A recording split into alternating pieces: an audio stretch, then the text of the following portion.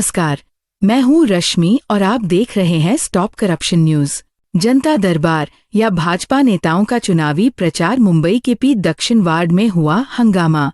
मुंबई महानगर पालिका के पी दक्षिण विभाग में दिनांक 15 अक्टूबर 2025 को आयोजित जनता दरबार चर्चा का विषय बन गया। कार्यक्रम में बतौर मुख्य अतिथि पहुंचे कैबिनेट मंत्री श्री मंगल प्रभात लोढ़ा, जिनके साथ मौजूद थी राज्य मंत्री श्रीमती विद्या ठाकुर, भाजपा जिलाध्यक्ष श्री ज्ञान मूर्ति शर्मा और पार्टी के कई पदाधिकारी व कार्यकर्ता। कार्यक्रम का उद्देश्य जनता की समस्याएं सुनना और उनका समाधान करना बताया गया था, लेकिन वहां पहुंची जनता का कहना है कि ये जनता दरबार नहीं बल्कि भाजपा कार्यकर्ताओं का मेला था। जनता का आरोप है कि इस जनता दरबार में आम नागरिकों को अपनी बात रखने का मौका ही नहीं दिया गया। सांगलीतून आलात, तुम्ही कोणत्या विषयासाठी आला होता? माझी तक्रार होती, मला रेंट भेटत नाहीये ह्या संदर्भात। कोणत्या बिल्डरकडनं तुम्हाला रेंट भेटत नाही? डीजीएस बिल्डरकडनं। तुम्हाला आज का जाऊ दिलं नाही? माझ्याकडे ऑनलाईन मी नव्हते म्हणून आणि टोकन नसल्यामुळे मला आज जाऊन दिलं नाही। तुम्ही या दोन मुलींना घेऊन म्हणजे तुम्हाला रेंट मिळत नाहीये त्या तक्रारीसाठी तुम्ही आला होता पालकमंत्र्यांकडे आणि तुम्हाला आज जाऊ दिलं नाही, बरोबर ना? हो सांगलीवरून आलात कारण बिल्डर तुम्हाला रेंट देत नाही म्हणून तुमची नाहीये। आम्ही रस्त्यावर आलोय, मुलींना दोन मुलींना घेऊन मी रस्त्यावरती आले, तर रेंट भेटत नाही मला, त्यासाठी मी तक्रार घेऊन आले। विकास त्याच्याविरुद्ध तुम्ही तक्रार केलेली आहे का? केलेली आहे आम्ही सर्व। मग त्याच्यावर निराकरण काय झालेलं आहे का? देतो म्हणतात पण देत नाहीयेत ना, त्यासाठीच आम्ही यांच्याकडे मदतीचा हात घेण्यासाठी आलो होतो। तुम्हाला आतमध्ये जाऊन दिलं नाही? आतमध्ये आम्हाला आलेला मी सकाळी 9 वाजल्यापासून इथे आहे, 9 वाजल्यापासून इथे बसून आहे। लॉकडाऊनला टाकले तर 38 लोकांना टेम्परवारी माहूरगावला तिथे कुत्र पण थांबणार नाही अशा जागेवर म्हणून फेकल्या तर नाही पाणी घेतलंच नाही आतमध्ये घेतलं नाही? घेतलंच नाही आजच माहिती पडलाय लोकांना, आजच माहिती पडली। तुमची काय समस्या आहे? कोयनानगरवर आम्हाला 4 महिन्यासाठी माहूरगावला पाठवलं होतं, टेम्परवारी पाठवलं 4 महिन्यासाठी। आज 5 वर्ष होऊन गेले। आम्ही मोठ्या म्युन्सिपाल्टीमध्ये गेलो, मोठ्या साहेबाकडे, मंत्रीकडे गेलो, खासदाराकडे गेलो, आमची काही तक्रार घेतली नाही, आम्हाला घेतला। जनता दरबार लावलेला आहे आणि हे लोक बिचारे नागपूरवरून आले, सांगलीवरून आले, यांच्या बिल्डरनी रेंट न दिल्यामुळे यांना मुंबईमध्ये राहायची यांची व्यवस्था नाहीये। या दोन मुलींना घेऊन या सांगलीमधून तक्रार देण्यासाठी आल्या होत्या की पालकमंत्र्यांकडून या अपेक्षा घेऊन आल्या होत्या, पण यांचं पालकमंत्र्यांकडे यांना जाण्यासाठीच दिलं नाहीये, बरोबर ना? लाईट नाही, पाणी पण नाहीये, लाईट नाही, पाणी नाही, सर्व कापून गेलेलं आहे, कपाट केलेलं आहे। आता तुम्ही पाहू शकता यांच्याबरोबर सरकारी अधिकाऱ्यांच्या एवढी यांच्या पक्षाचे पदाधिकारी यांच्यासोबत किती येतील तुम्ही बघा। आता बघा, माझा त्या पक्षातला विरोध नाहीये, पक्षाचे पदाधिकारी माझे मित्र देखील आहेत, पण जनता दरबार आहे तर जनता दरबारचंच काम झालं पाहिजे, पक्षाचा प्रचार प्रसार झाला नाही पाहिजे। आणि जर जनता दरबार आहे तर संबंधित अधिकाऱ्यांना त्यांचं निराकरण करण्यासाठी आदेश दिले पाहिजे, ना की पक्षाच्या पदाधिकाऱ्यांना आदेश दिले पाहिजे। नाही, पाणी नाही, हम लोग पाणी बेगर तरह 4 महिन्यासाठी आम्हाला पाठवलं, 4 महिने।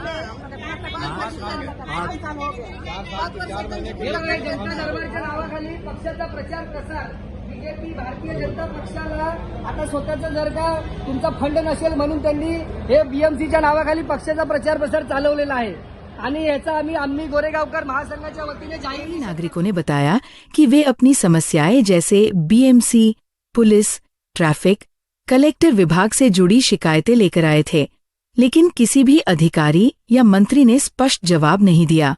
कार्यक्रम में जोन 4 की deputy commissioner Shrimati Bhagyashree Kapse, assistant commissioner Shri Ajay Patne P दक्षिण विभाग के और गोरेगांव पुलिस स्टेशन के अधिकारी मौजूद थे, परंतु जनता का कहना है कि ये सभी केवल औपचारिक उपस्थिति बनाकर रह गए। कुछ नागरिकों ने नाराजगी जताते हुए कहा कि ये जनता दरबार नहीं प्रचार का मंच था, जनता की आवाज दबा दी गई और नेताओं का प्रमोशन किया गया।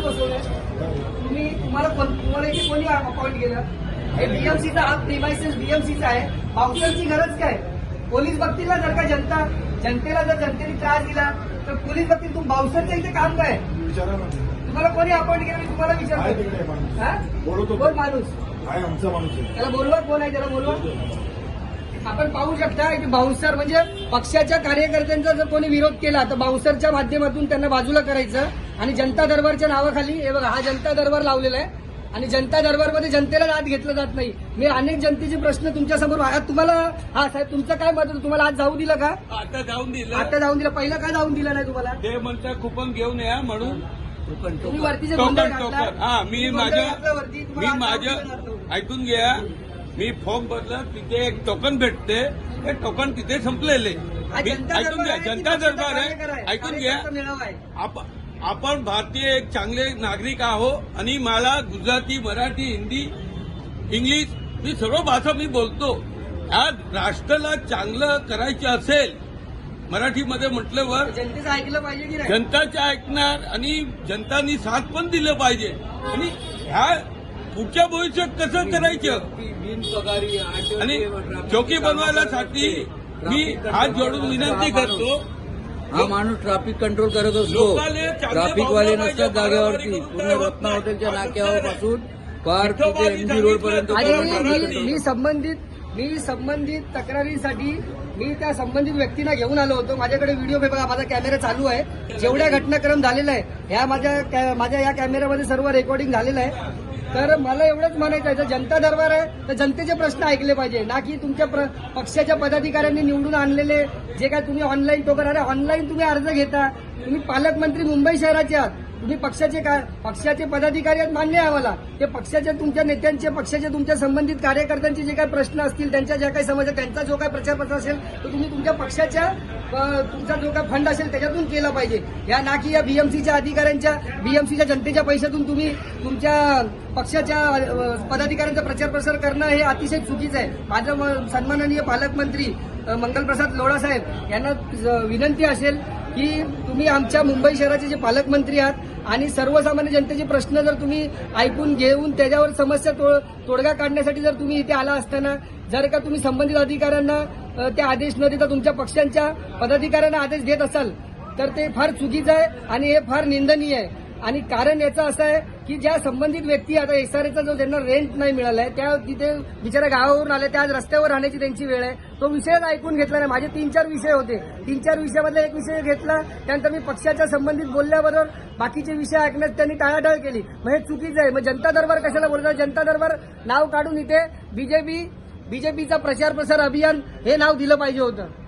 कारण की त्या पद्धतीने इथे कामकाज झालेलं आहे. त्यामुळे माझा तीव्र निषेध आहे आणि मी तीव्र निषेध, कारण की संबंधित अधिकारी ना आदेश न देता त्यांच्या पक्षाच्या पदाधिकाऱ्यांना आदेश दिला मी स्वतःच्या डोळ्यांनी पाहिलं आणि ते मी खपवून घेऊ शकत नाही.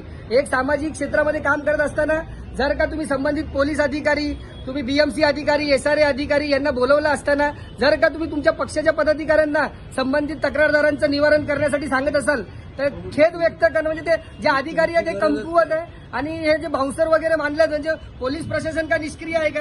पोलीस प्रशासन बघू शकतं ना, पोलीस प्रशासनाचं काम आहे. तुम्ही बाउन्सर बोलून संबंधित नागरिकांना त्रास देण्याचं तुमचं म्हणजे उद्देश काय? म्हणजे तुमचा हेतू जनता दरबार, जनताच्या तक्रारी निवारण करण्यासाठी तुम्ही इथे आलात नव्हता, तुम्ही पक्षाचा प्रचार प्रसार करण्यासाठी आला होता, हे सिद्ध होतं. त्यामुळे तुम्हाला बाउन्सरची गरज लागली. जर का तुम्ही निर्मळ मनाने जनतेचे प्रश्न सोडवण्यासाठी इथे आला असतात तर तुम्हाला बाउन्सरची गरज नसती लागली. ये कार्यक्रम सुबह 11 बजे से दोपहर 1 बजे तक चला, लेकिन देखने वालों के अनुसार वहां जनता से ज्यादा भाजपा के कार्यकर्ता मौजूद थे. मंच के आसपास खाने पीने के स्टॉल्स भी लगे थे, जिससे पूरा माहौल किसी राजनीतिक मेले जैसा लग रहा था. अब सवाल उठता है, ये जनता दरबार किसके आदेश पर लगाया गया, इसका खर्च किसने उठाया? और जब जनता को ही बोलने का अवसर नहीं मिला तो इसे जनता दरबार कहना उचित है या नहीं?